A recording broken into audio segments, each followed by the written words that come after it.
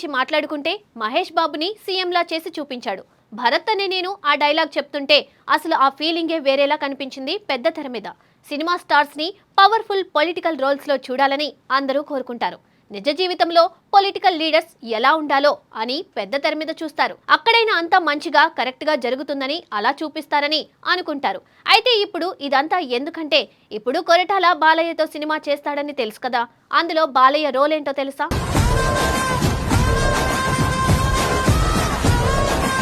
నందమూరి నటసింహం నందమూరి బాలకృష్ణ ప్రస్తుతం తన కెరియర్ లో అద్భుతమైన ఫేజ్ ను ఆస్వాదిస్తున్నాడు. వరుస విజయాలతో ఫుల్ ఫామ్ లో ఉన్న ఆయన ఒకవైపు సినిమాలో రాణిస్తూ మరోవైపు రాజకీయాల్లోనూ తన స్థాయిని నిలబెట్టుకుంటూ ముందుకు సాగుతున్నారు. ఈ సమయంలో ఆయన చేస్తున్న ప్రతి ప్రాజెక్టుపై అభిమానుల్లో విపరీతమైన ఆసక్తి కనిపిస్తుంది. ముఖ్యంగా ఆయన చేసే తదుపరి సినిమాల గురించి వచ్చే ప్రతి అప్డేట్ కూడా సోషల్ మీడియాలో వైరల్ అవుతుంది. ఇప్పటికే బాలకృష్ణ తన 111వ సినిమాను మాస్ దర్శకుడు గోపీచంద్ మలినేని దర్శకత్వంలో చేస్తున్న విషయం తెలిసిందే. ఈ సినిమా NBK 111 అనే వర్కింగ్ టైటిల్ తో రూపొందుతుంది. ఇటీవల ఈ చిత్రానికి సంబంధించిన పోస్టర్ విడుదల కావడంతో అభిమానుల్లో మరింత ఉత్సాహం పెరిగింది. ఈ కాంబినేషన్ ఇప్పటికే ఒకసారి హిట్ ఇచ్చినందుకు ఈసారి కూడా అదే మ్యాజిక్ రిపీట్ అవుతుందని అందరూ ఆశిస్తున్నారు.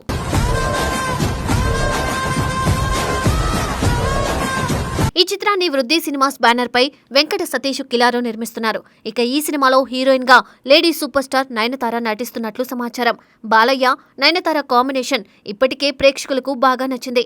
అందుకే ఈ జంట మళ్లీ కలవడం సినిమాకు పెద్ద ప్లస్ గా మారింది. అంతేకాదు ఈ చిత్రానికి సంగీతాన్ని తమన్ అందిస్తున్నాడు. బాలయ్య సినిమాలకు తమనిచ్చే బ్యాక్గ్రౌండ్ స్కోర్ ఎంత పవర్ఫుల్ గా ఉంటుందో అందరికీ తెలుసు.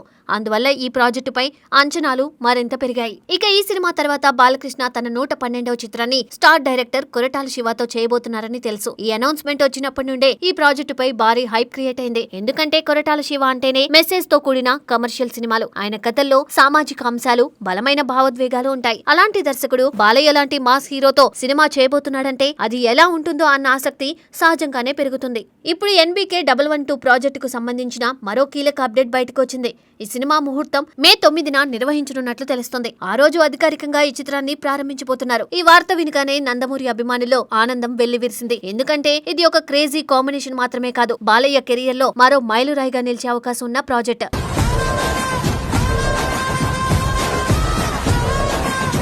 ఈ సినిమాను యువసుధ ఆర్ట్స్ ఇంకా SLV సినిమాస్ బ్యానర్లు సంయుక్తంగా నిర్మించబోతున్నాయి.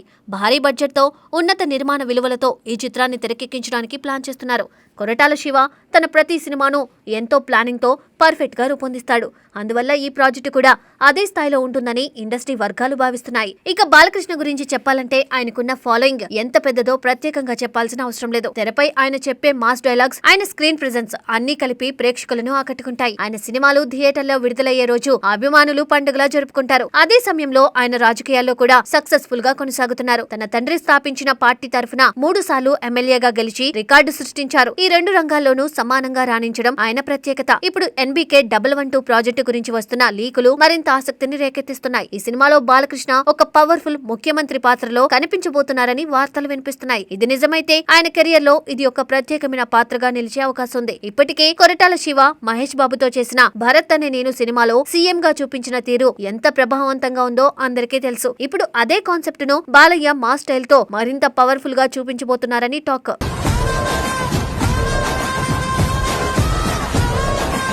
ఈ సినిమా అనౌన్స్మెంట్ పోస్టర్ పై ఉన్న power meets purpose, mass becomes a moment అనే ట్యాగ్ లైన్ కూడా ఈ వార్తలకు బలం చేకూరుస్తుంది. అంటే ఇది కేవలం ఒక కమర్షియల్ సినిమా మాత్రమే కాదు, ఒక బలమైన సందేశంతో కూడిన కథగా ఉండబోతుందని అర్థమవుతుంది. మాస్ ఎలిమెంట్స్ తో పాటు ఒక మంచి కాన్సెప్ట్ ను కూడా ఇందులో చూపించబోతున్నారని భావిస్తున్నారు.